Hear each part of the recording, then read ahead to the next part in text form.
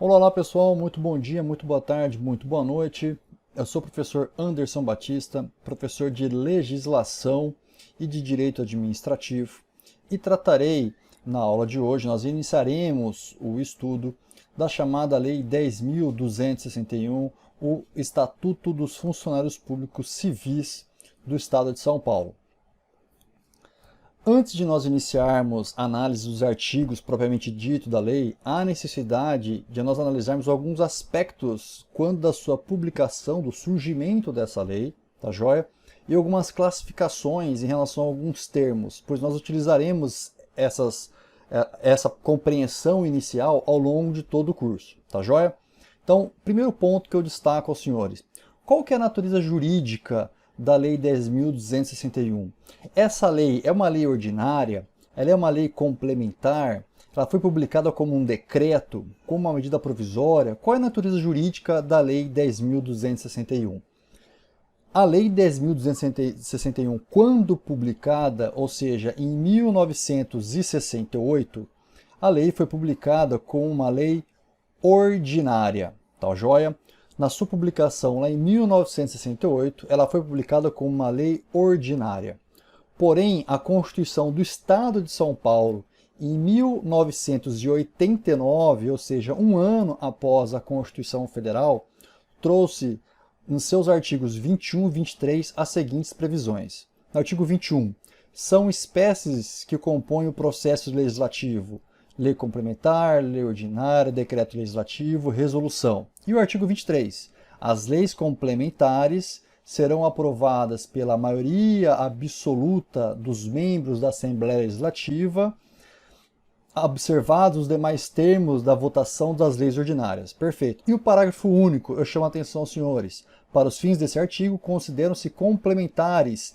Ponto 10. Os estatutos dos servidores civis e dos militares. Ou seja, quando da publicação da lei em 1968, ela foi publicada como lei ordinária. Porém, com a Constituição Paulista de 89, essa lei ordinária foi recepcionada como uma lei complementar.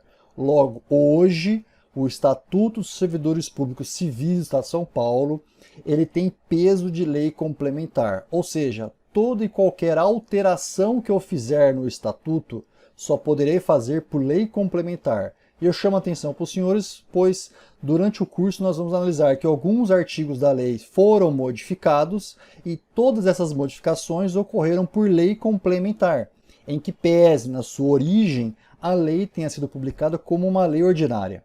Perfeito esse primeiro apontamento, então.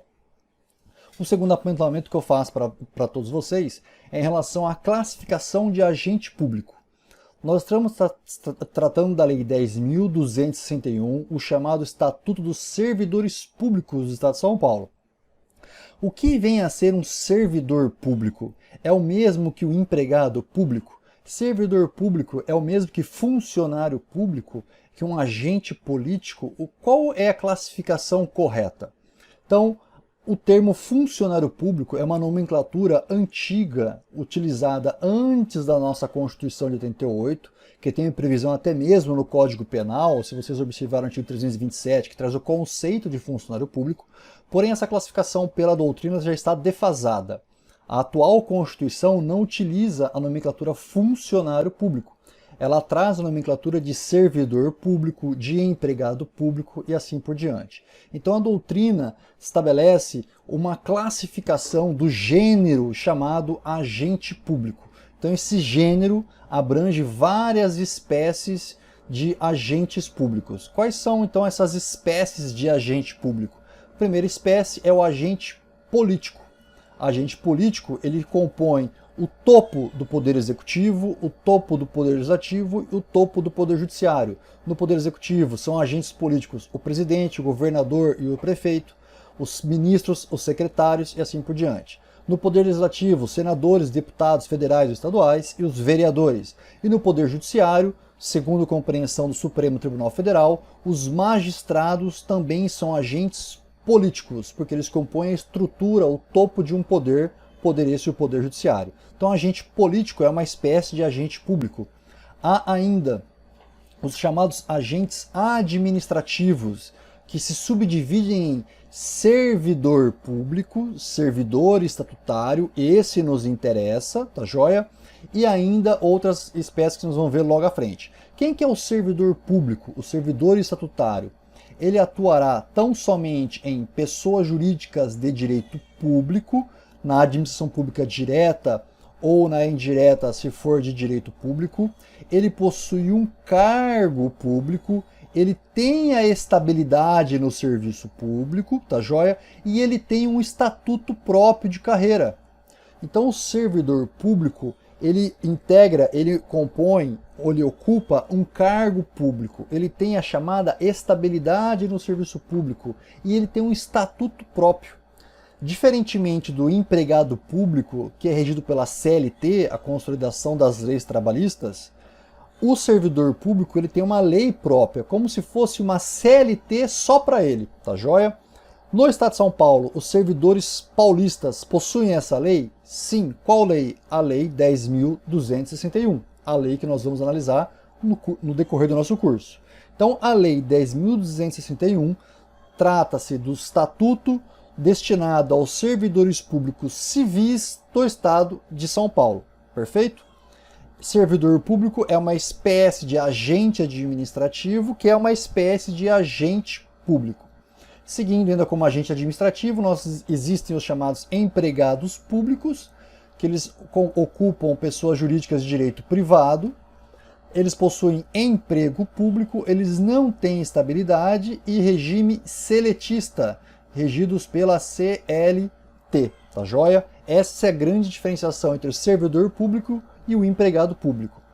Como agente administrativo, há os chamados servidores temporários, por exemplo, quando o IBGE procura fazer um censo em todo o Brasil, ele contrata temporariamente pessoas para atuarem no censo. Essas pessoas vão às casas de toda a sociedade, colhem aquelas informações, entregam ao IBGE. Encerrado o censo, acabou essa contratação e a pessoa está dispensada. É o chamado servidor temporário, tá joia?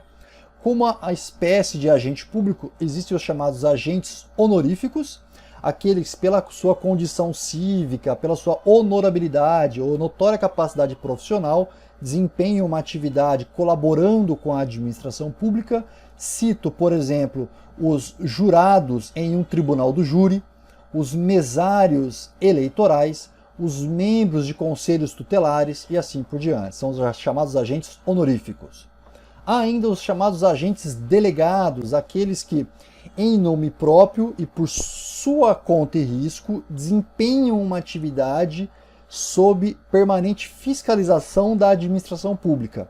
Então, em seu próprio nome, ele vai desempenhar uma atividade colaborando com a prestação do serviço público sob fiscalização da administração pública, como, por exemplo, o concessionário de uma rodovia, o concessionário de um aeroporto, o concessionário de um porto, os permissionários e assim por diante. São chamados agentes delegados. E os chamados agentes credenciados, aqueles que recebem uma autorização por meio de um convite da administração pública para que a represente em um determinado ato, um determinado evento. Acabando essa representação, encerra-se aquela atividade. Exemplo de um professor honoris causa, um professor reconhecidamente conhecido, que representa o Brasil em uma convenção mundial internacional. Esse professor, então, ele é credenciado, representa o Brasil defendendo um eventual ponto de vista e retorna ao nosso país cumprindo aquela missão, tá joia? Então, essas são as espécies de agentes políticos. E ainda, como que se dá a estrutura da nossa lei? Lembra-se, a lei que trata dos servidores públicos civis do Estado de São Paulo. Essa lei se subdivide em um título primeiro com as disposições preliminares, o provimento, exercício, vacância dos cargos públicos, a promoção desses agentes, os direitos e vantagens de ordem pecuniária, os direitos e vantagens em geral, com férias, licença, estabilidade, disponibilidade e assim por diante, deveres, proibições e responsabilidade. Esse é o ponto, um dos pontos mais cobrado em prova. Quais são os deveres dos servidores públicos? Quais são as proibições, as vedações dos servidores públicos? E as responsabilidades. Se o servidor descumpre o dever ou incorre em uma proibição, quais são as responsabilidades que esse servidor poderá sofrer? Tá joia? Ainda, outro título muito cobrado em prova, as penalidades. Então, se o servidor descumprir um dever ou incorreu em uma proibição, quais são as penalidades que eu posso aplicar a esse servidor? As sanções que esse servidor poderá receber? A chamada extinção da punibilidade, ou seja, pela prescrição, uma vez que o Estado ele é inerte, ele é moroso, ele demora para apurar e punir um servidor, não havendo essa punição em um determinado lapso temporal, ocorre a chamada prescrição e extingue a punibilidade, ou seja, o Estado perde a possibilidade, o direito de punir o seu agente público, pois ele foi moroso na condução desse processo. Tá joia? Providências preliminares. O título 8, também muito cobrado em prova, é o procedimento disciplinar, subdivide-se em sindicância ou PAD, o processo administrativo disciplinar, como você queira chamar, e encerrando as disposições finais. Então essa é a estrutura do nosso estatuto, a Lei 10.261. Finalizando essa introdução, esse primeiro bloco, para a gente compreender a estrutura da lei, entender a quem ela se destina, que hoje ela tem peso de lei complementar, diz o seu artigo 1º do seu estatuto. Esta lei institui o regime jurídico dos funcionários públicos civis do Estado de São Paulo. Então eu volto no começo do bloco. A lei diz funcionários públicos civis. Mas por que ela diz funcionários públicos se eu estou tratando da lei do servidor público? Lembra? A lei é de 68. Antes da Constituição Federal, que é de 88, utilizava-se a nomenclatura funcionário público. Tanto que o Código Penal, que é de 1940, também utiliza. Tá joia? Porém, com a atual Constituição Federal e com a Constituição Paulista, afasta-se a nomenclatura funcionário público e adota-se servidor público. Tá joia? Então, quando a gente se deparar no Estatuto, lendo o Estatuto com a nomenclatura funcionário público, leia-se servidor público, tá joia? E o parágrafo único diz o seguinte: as suas disposições, exceto no que colidirem com a legislação especial, aplicam-se aos funcionários dos 3 poderes do Estado e dos tribunais, do Tribunal de Contas do Estado. O que é isso, pessoal? Algumas carreiras, algumas instituições possuem leis próprias para reger os seus servidores. Exemplo, a Polícia Civil do Estado de São Paulo tem uma lei da carreira da Polícia Civil. Nessa lei da Polícia Civil tem os direitos, as garantias, as vantagens, os deveres, as proibições dos policiais. Perfeito? Se naquela lei da Polícia Civil, que é uma lei específica, faltar a legislação for omissa, não regulamentou determinada matéria, não trouxe um determinado tema que deveria ali constar, onde que eu vou buscar suprir essa omissão na prática? Eu busco na Lei 10.261, porque ela é uma lei genérica. Enquanto aquela lei da Polícia Civil é uma lei específica, se naquela lei específica não há regulamentação abrangente a todo e determinado, a todo e qualquer tema, eu me socorro da Lei 10.261, pois ela é uma lei genérica que se aplica a todos os servidores públicos de São Paulo, salvo se determinada carreira, se determinada instituição, se determinado poder possuir uma lei específica. Tá joia então? Então com isso a gente encerra esse primeiro bloco e nos vemos nos demais blocos das nossas aulas. Perfeito? Forte abraço, até lá. Fala pessoal, tudo bem com vocês? Ó, você acaba de assistir a uma das aulas ou uma parte das muitas aulas que nós temos no curso preparatório de oficial de promotoria para o concurso aí do Ministério Público de São Paulo, ok? E eu quero mostrar para você que nós aqui do Vencendo Concursos temos um curso online completo para que você alcance aí a sua tão sonhada aprovação nesse concurso. Então, se você assistiu até agora, gostou da aula, fique mais um pouquinho só para observar as informações relacionadas às vantagens do curso preparatório aqui do Vencendo Concursos. Eu tenho certeza absoluta que se você observar, juntamente com a aula que você já teve aí, as vantagens, com certeza absoluta, você vai escolher o Vencendo Concursos para começar o seu estudo o quanto antes, a sua preparação. Tudo bem? Bom, então nós temos o nosso curso Gabaritando Oficial de Promotoria Elite MP 90+. O que significa, gente? Elite MP 90+, é justamente o intuito de você conseguir fazer 90 pontos para mais, porque nós sabemos que hoje em dia os concursos públicos, eles exigem muito do candidato, e você precisa estar dentro dessa nota aí de 90% de acerto, tá certo? Então nós montamos um curso preparatório com esse intuito, que eu quero aproveitar nesse momento e mostrar para vocês quais são as vantagens do curso preparatório aqui no Vencendo Concursos, tá bom? Ó, seguinte, primeiro, vantagens do curso. O acesso ao curso é de imediato. Então, a partir do momento que você adquire o curso preparatório, você já vai começar a estudar com a gente imediatamente, tá certo? Beleza? Assim que você faz a sua matrícula, você recebe no seu e-mail os dados de acesso. Vai para você o link da plataforma exclusiva, inclusive do Vencendo Concursos, chega para você também o usuário e a senha que o sistema aí cria. Depois, claro, você pode fazer as alterações necessárias, tá certo? Você também vai ter acesso ilimitado. O que isso significa? Significa dizer que a partir do momento que você adquirir o curso preparatório, você poderá assistir às aulas quantas vezes você quiser, tá bom? Outra vantagem também que você tem é que você terá no curso teoria e questões comentadas, tá? Normalmente, ao longo das aulas teóricas, os professores já resolvem questões relacionadas ao tema, aos assuntos, porque nós acreditamos que dessa forma você consegue fixar melhor. E além disso, você tem uma bateria de questões. São blocos de questões daquela matéria. Então, exemplo, direito penal, você vai ter um bloco de questões, lei de acesso à informação, você vai ter um bloco de questões e assim por diante. Tudo bem? De todas as matérias aí. Além disso, você vai ter o material em PDF das aulas para que você possa acompanhar. Muitos dos nossos alunos, eles preferem, na verdade, ter esse material em PDF, transformar aí numa apostila e fazer as suas anotações.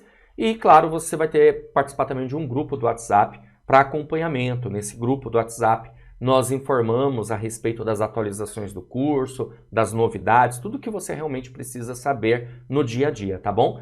Além disso, olha que interessante, pessoal, nós vamos ter 2 bônus aqui para vocês. O primeiro bônus é o simulado quando abrir o edital, tá? Então, quando abrir o edital, nós vamos ter simulados para vocês treinarem, avaliação de desempenho, tudo isso é muito importante. Mas antes mesmo dos simulados, nós temos os cadernos, caderno de questões, tá? Os cadernos são por matéria, certo? São por matéria. Então você faz o quê? Você baixa esse caderno de questões aí, por exemplo, de português e vai treinar. São milhares e milhares e milhares de questões gabaritadas, tudo bem? Claro que no caderno não são questões comentadas, mas são questões gabaritadas para você realmente treinar. Então, conforme você vai evoluindo na matéria, vai estudando os assuntos, você vai resolver essas questões do caderno de questões. O que isso significa? Que está tudo num lugar só. Tudo que você precisa está nesse curso preparatório, Elite MP 90+, ok? Bom, como que você faz para adquirir o curso preparatório? É super simples. Abaixo do vídeo, na barra de descrição, ou na barra de comentários, aí abaixo do vídeo, tá? Na barra de descrição, comentários, ou aqui em cima, ó, no card, você vai ter um link, você vai clicar nesse link, você será redirecionado à página do curso e lá você vai encontrar todas as informações necessárias para você começar logo a sua empreitada aqui, estudar com a gente, com certeza absoluta, conseguir a sua tão sonhada aprovação. Mas se mesmo assim você ficar com alguma dúvida, você faz o seguinte, entre em contato conosco pelo WhatsApp. Tem aí 2 números, ó, o 11 94783 8693 e também o 98593 4651, tá certo? Nós estaremos aqui à sua disposição para sanar todas as dúvidas relacionadas ao curso preparatório. Então, não perca tempo, já comece o seu estudo para que você consiga a sua aprovação. Tendo alguma dúvida, entre em contato conosco para que possamos sanar todas as suas dúvidas, tá certo? Grande abraço, a gente se vê dentro da plataforma. Valeu!